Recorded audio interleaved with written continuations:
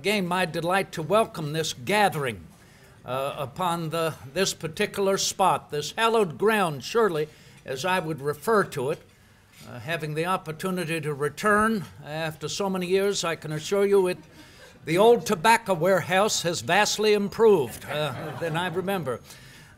This was where, in the spring of 1780, the New Virginia House of Delegates, then situate in Old Williamsburg, Virginia, finally decided to remove the capital of Virginia that it might be better defended during the war.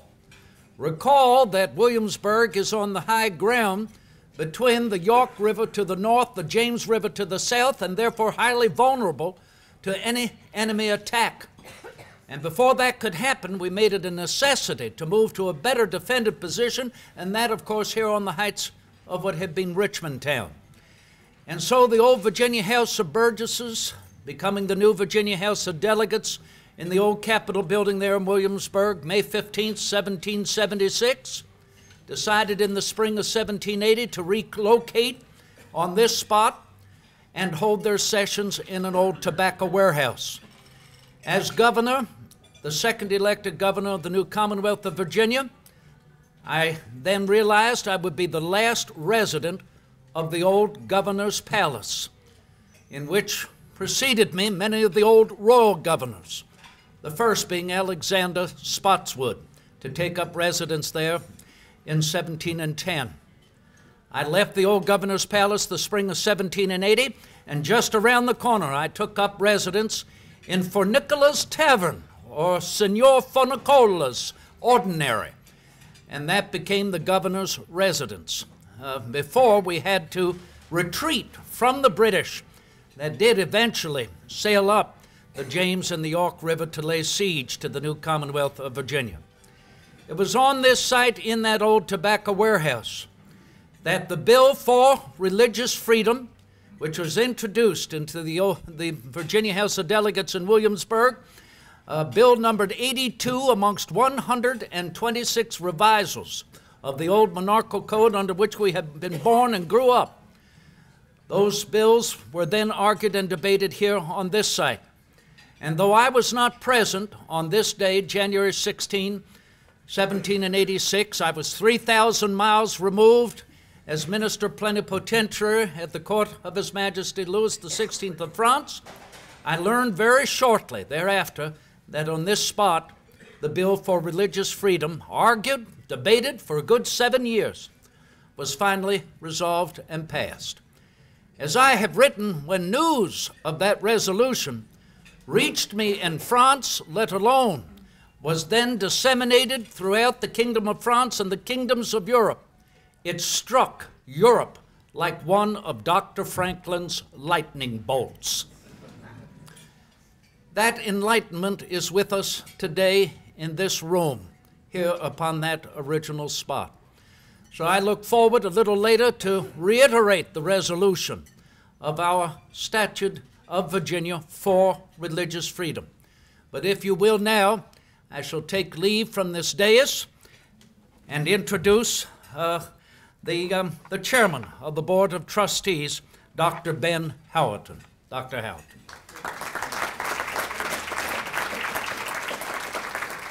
Thank you, Mr. Jefferson.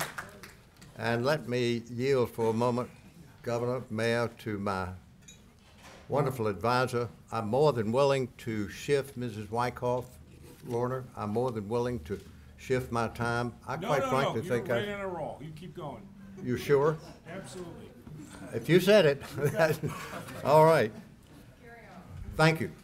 Ladies and gentlemen, on the 200th anniversary of the enactment of the Virginia Statute for Religious Freedom, three distinguished historians, V. Dabney, Robert Rutland, and Saul Vina, came together and agreed that Virginia's gift to America and ultimately to the world and the men who crafted it should be commemorated here where it all began. Now, 30 years later, we fulfill the vision of our founders and appreciate the groundbreaking work that took place on this hallowed ground. Today, we honor those of you who have made this incredible space possible. It is the location where the Virginia General Assembly convened And ultimately, after the fiercest battle Jefferson claimed he ever fought, after a 7-year battle, adopted the Virginia Statute for Religious Freedom. The unfolding use of this land has been incredible, from a gift of parcels from extraordinarily generous advocates to the many-year use as a downtown parking lot. We're here today. The vision for this center is to be shared by many. The support of the Virginia General Assembly, the City of Richmond and its mayor, City Council, Applereed, Glade and Justin Knight, and now the Valentine, will project this location and the significance of its existence far beyond anything we could ever have imagined. The efforts of literally hundreds of board members and benefactors have made this possible. I want to recognize the efforts of Ambassador Randolph Bell, Sandy Polson, and Chris Payton, who worked tirelessly with curators, architects, Marriott designers, and many others to identify the configuration and artifact inclusion to be part of this display that you see here today. As a matter of fact, they took 230 years and compressed it into 2,200 square feet. I think that was quite an accomplishment, to say the least. I recognize further Honorary Chair Tommy Baer, who waited for this day, who served as chair for many years, and I know is quite excited that many of his offerings at that time are evident in this facility. To Randy Wyckoff, who stepped in to guide us through the events leading up to today, and to Lorna Wyckoff, who planned this special event and deleted paragraphs from my remarks 3 times. I also recognize Peg Freeman, who gave me constant encouragement to stay with this effort. As a matter of fact, she always thought that I could pester people enough that they would finally cave in so as to say, okay. And I practice that quite often. There are many others. We have in the room today Ambassador John Loeb and Judy Ringer from the George Washington Institute for Religious Freedom, who have sponsored a number of our activities over the years. And there are others, and there's always the omission that I'm confident I will engage in. I want to recognize Jim Ukrop, who provided personally not only resources, but he provided me personally with tasks, or rather with advice of how to keep on task, get this job done, and he always knew how to make the right call to the right person at the right time. And for those of you who know Jim Ukrop, you know exactly what I'm saying.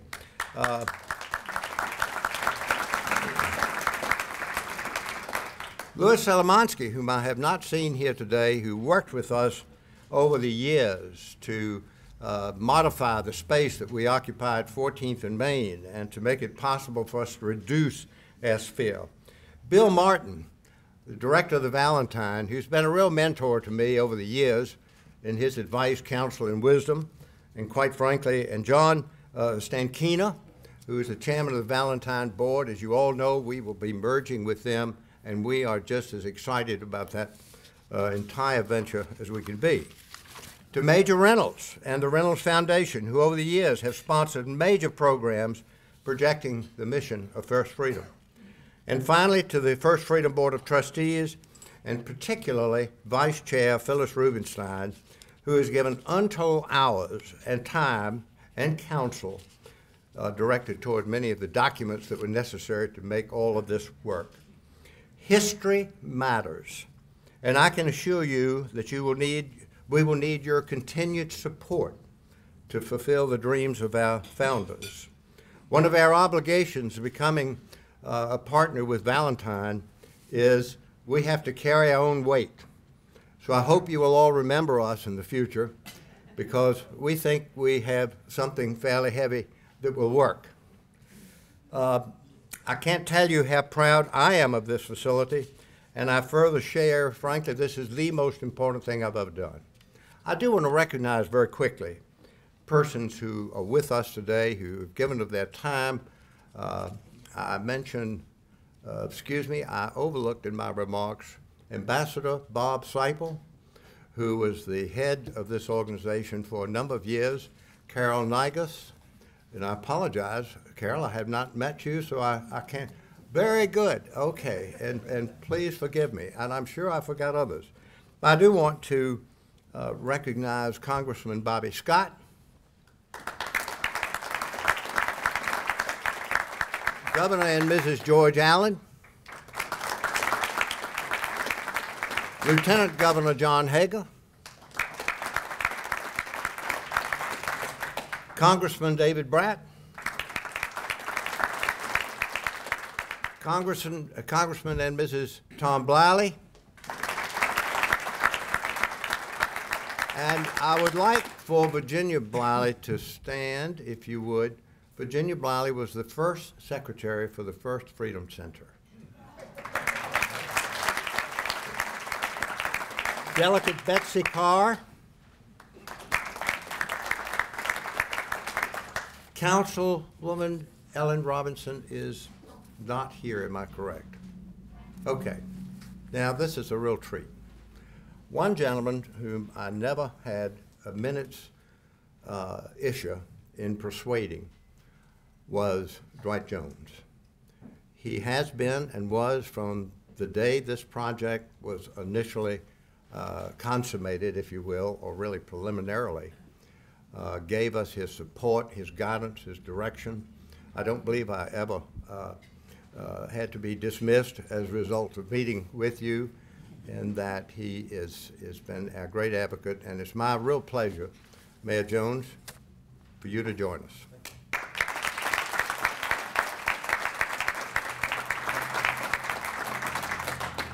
Well, thank you, Ben, and I appreciate that I've been given 2 minutes to say something. This is an exciting day in the capital city, and we're so excited to be here.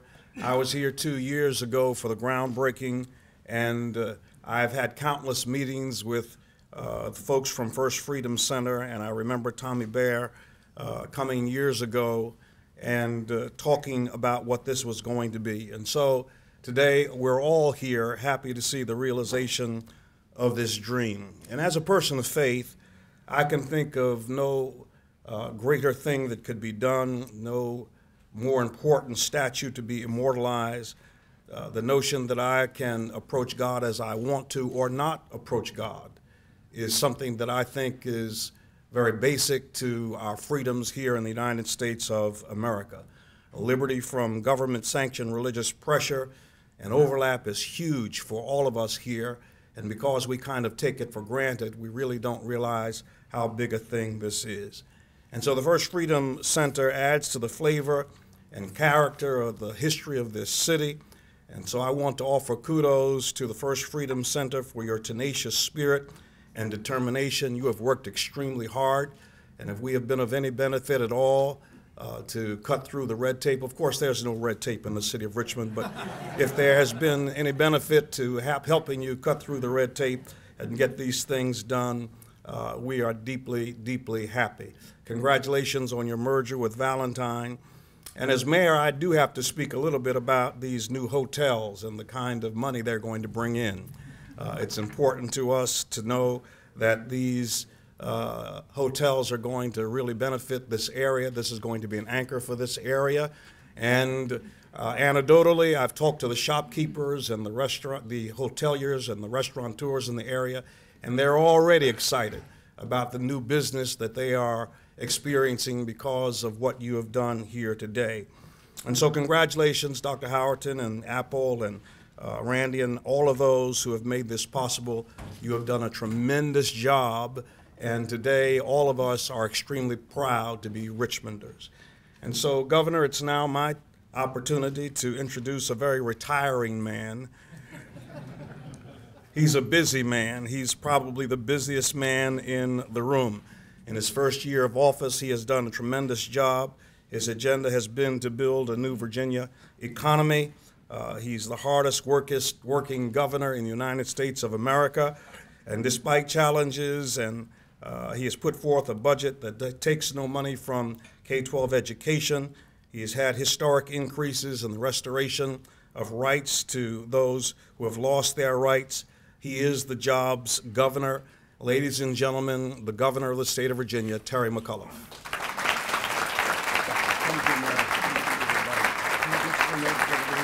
Great, thank you. Well, good afternoon, everybody. Thank you. I thank you for that great introduction. Let's give a round of applause. The greatest mayor in America we got right here in Richmond, Virginia. And Mr. Jefferson, honored to be with you, our second governor. So when you go home tonight, I want y'all to think about this. Patrick Henry, Thomas Jefferson, and Terry McAuliffe. Got a nice little ring to it, doesn't it? But it's great to be with the mayor. We kicked off early this morning at a great prayer breakfast that we had today in honor of Martin Luther King. So it's great. Breakfast, lunch, and what are you doing tonight for dinner, Mayor? We might be together. But I thank you for inviting me to be here today in this historic site where the Virginia Statute of Religious Freedom was enacted. It's an honor for me to be here for this great opening of the First Freedom Center and its new partnership with the Valentine Richmond History Center. A special thanks to Randy Wyckoff for his continuing and outstanding service in promotion of religious freedom. So please give Randy a great round of applause for the great work that he has done. And I guess we would add George Allen in there too, right? So we got Patrick and Tom and you and me. So, and to all the other members of Congress, it's great to be honored to be with you, and thank you for all that you have done. On this National Religious Freedom Day in 2015, it is hard for us to fully grasp the importance of what our founding fathers have accomplished. While the Virginia colony was just a business venture originally, many individuals, as we all know, came to the New World to escape violent religious persecution. They arrived to discover that there was no escape. Scotch-Irish immigrants arriving in Virginia before the Revolution were disdained because of their Presbyterian faith. Ministers in one presbytery in Hanover County were singled out in Virginia's Dabney's history of the Commonwealth for their energetic criticism of the established Anglican Church and their physical gyrations, as it was referred to in the pulpit. Many Baptists refused to obtain a license or register the places at which they preached. In fact, as you know, 50 Baptist ministers were jailed during the 1760s for disturbing the peace. They continued to preach through the bars. The first governor of Virginia, Patrick Henry, represented many of these clergy in court. And yet, he opposed the Statute of Religious Freedom, a sign of just how difficult this issue was at the time, and as we realize, still is today. Thomas Jefferson's statute was introduced in 1779 during his first term as governor. It did not pass until 1786, but did so by a vote of 74 to 20. Congratulations, Thomas. That does give me some hope. I think we all get that, but we'll move on. Well, they did not all agree on the details of how religious freedom should take shape in the New World. It's reassuring to know that Virginia's founding fathers did generally recognize the importance of tolerance. As commander of the Continental Army, George Washington insisted that Catholics be treated as equal American citizens, and he declared that he would welcome Muslims to his home in Mount Vernon. He also wrote a Hebrew congregation in Rhode Island saying that, "May the children of the stock of Abraham who dwell in this land continue to merit and enjoy the goodwill of all the inhabitants." The Statute of Religious Freedom is one of only 3 accomplishments that Thomas Jefferson asked to be engraved on his tombstone. Nearly 189 years after Jefferson's death, most of the world still does not enjoy the religious freedom that he valued so dearly. And we must admit that we don't always find that freedom so enjoyable. The issue has taken on greater complexity through the kaleidoscope of many races, religious, and modern-day challenges that confront our modern-day society. Today, we debate the rights of men and women to love whom they choose.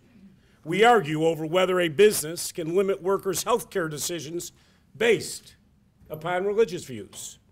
And we struggle to make sense of the kind of violence that we just recently saw in Paris, where Jefferson proudly printed and distributed copies of his religious freedom statute when it finally passed.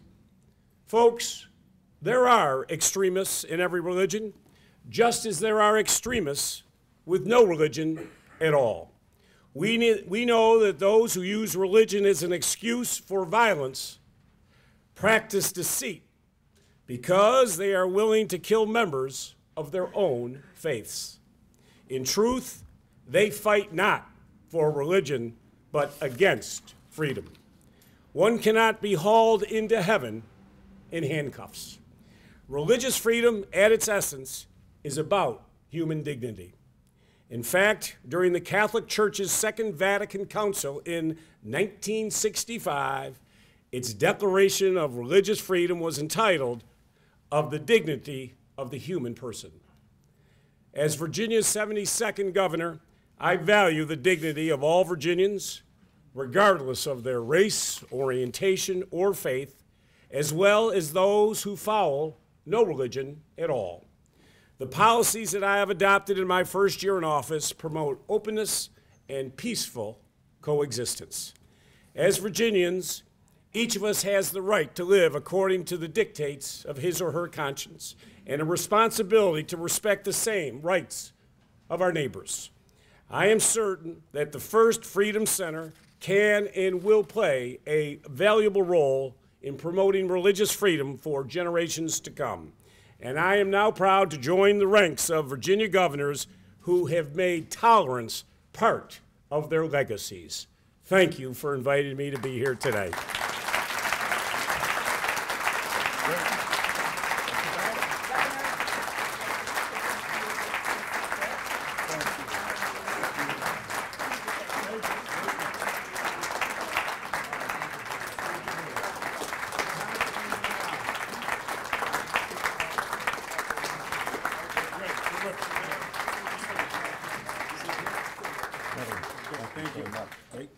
They've ordered me back in my chair. Mr. Jefferson, I failed to recognize Lieutenant Governor John Hager. No, you did. No, you did. I did? You did. Let's do it again.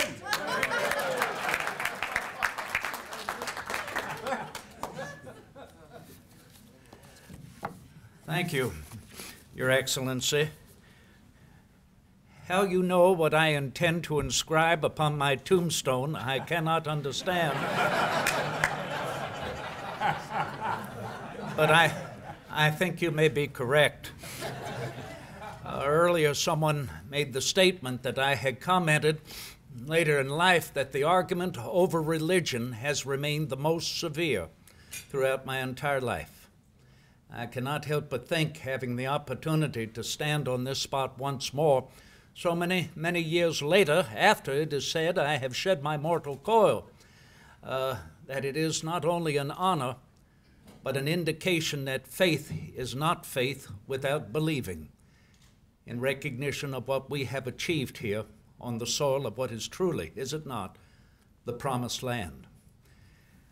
Amongst the 126 revisals of the old monarchical code to suit our new democratic republican system of government was Bill numbered 79 for the general diffusion of knowledge.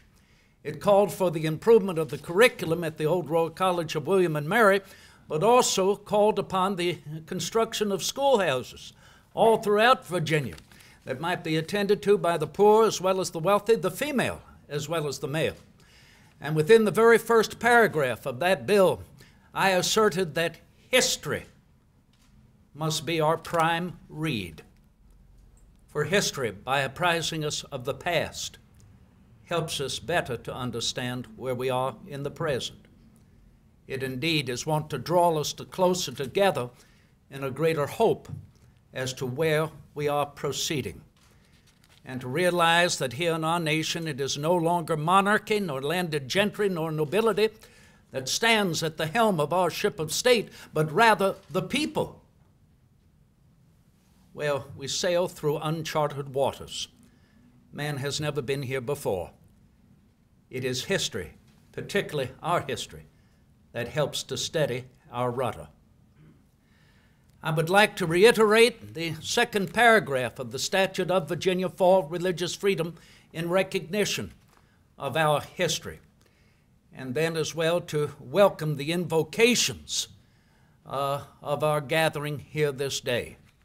Firstly, to wit, be it enacted by the General Assembly that no man shall be compelled to frequent or support any religious worship, place, or ministry whatsoever, nor shall be enforced, restrained, molested, or burthened in his body or goods, nor shall otherwise suffer an account of his religious opinions or belief, but that all men shall be free to profess and by argument to maintain their opinions in matters of religion, and that the same shall in no wise diminish, enlarge, or affect their civil capacities. If you will, before our invocations, may we have a moment of silence.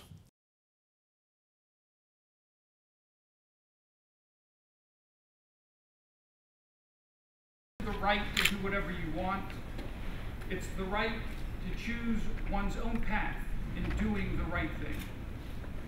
Today, perhaps more than ever, our children need a moral compass with which to navigate our society's freedoms. But at the same time, and to echo Mr. Jefferson, no man shall be compelled to frequent or support any religious worship, place, or ministry whatsoever. It is in the balance of both that our nation is at its strongest and our communities and families are at their best. Je suis juif, I am a proud Jew, and at the same time, je suis charmed. I am Phoebe Rowe. I serve the congregation at St. Philip's Episcopal Church in North Richmond. Let us pray. Gracious God, we thank you for the gift of free will, which enables us to draw closer to you in a myriad of ways. Give us wisdom and insight to discern your voice when you call, and courage to accept your loving invitation into a deeper and more meaningful relationship with you. These things we ask in your holy name. Amen. My name is Imad Damaj, and I'm with the Virginia Muslim Coalition for Public Affairs. The power of any faith comes not from its oppression of its dissenters and critics.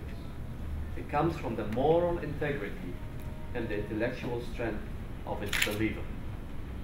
In verse 18, chapter 18, verse 27 from the Quran, it says, "Say, it is the truth from the Lord of you all. Then whosoever will, let him believe, and whosoever will, let him disbelieve." And in chapter 10, verse 19, "If it has been your Lord's will, all the people on earth would have been a believer. Why would you then compel people to believe?" Bless us, Lord, bless us, bless Virginia, and bless our nation. Preeti Patil. I am a member of the Jain Society of Virginia and Hindu Center of Virginia. On this day, after this historical enactment, with following verse, I beseech the blessings of the supreme spiritual being, which could be us, beyond us, above us, or wherever it is. This verse is from Upanishad, and it relates, you will be able to see it relates to most of the religious belief or humanitarian belief if somebody doesn't believe any religion. Asatyo maheti prabhu parama satyetu laija. In Sanskrit, it starts, Asato ma sadgamaya, tamaso ma jyotirgamaya, mrutyor ma amrutam gamaya. Loka samasta sukhino bhavantu. Om Shanti Shanti, Shanti, which means, as most of you know, please lead us from the darkness of ignorance to the light of knowledge. Please take us from untruth to the truth and relieve us from the fear of death and introduce that joy of unlimited awareness in us.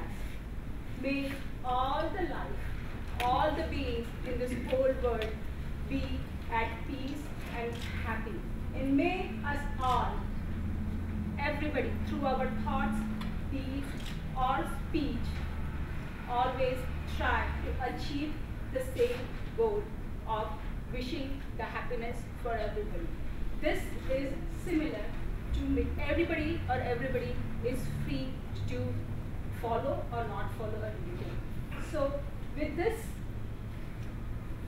I remain and hope that the center, whatever the state, it states for, or its presence for, is successful, and may all of us learn from that. I'm the Reverend Elaine Cameron Miles. I'm a Unitarian Universalist, and I'm called to serve as a community minister. I serve those who are terminally ill, and those of all faiths, including those who profess no particular faith at all. May this day remind us that all minds are free to worship according to the truth of their best understanding. All hearts are free to love. All bodies deserve to live in peace. And in a just society, every citizen is equal parts voice and ears. May our lives always be reaching. Amen. And may it be so. I would like to thank our faith representatives today. This meeting could not take place if it were not for the work of James Madison and Thomas Jefferson. But I'd also be remiss if I didn't acknowledge everyone in this room who have given of their time, talent, and treasure to make this remarkable memorial of the remarkable event that took place on this spot. From the bottom of the hearts of citizens around the world who enjoy religious freedom, and from all of us who are part of the First Freedom Center, thank you all very much.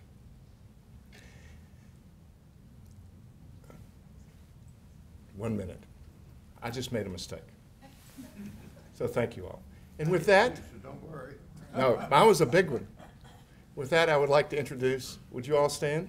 And I would like to introduce Hannah Clinton.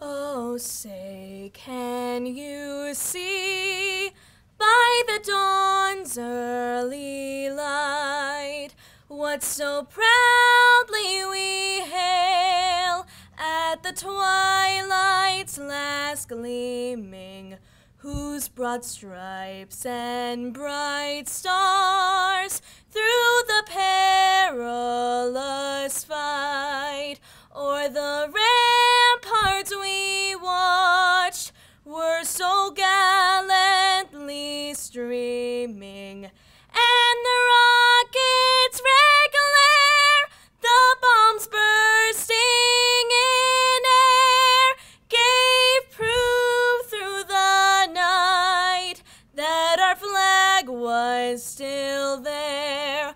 Oh, say, does that star-spangled banner yet wave for the land of the free and the home of the brave?